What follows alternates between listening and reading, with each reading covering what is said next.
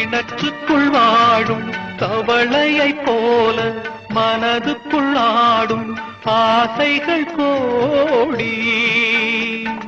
கண்கெட்ட பின்னே சூரிய உதயம் எந்த பக்கம் ஆனால் எனக்கென்ன போடி.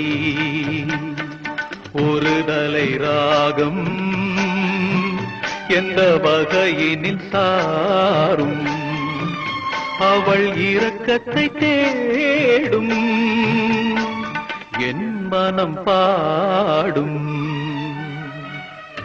கடவுள் வாழும் கோவிலிலே கற்பூர தீபம்,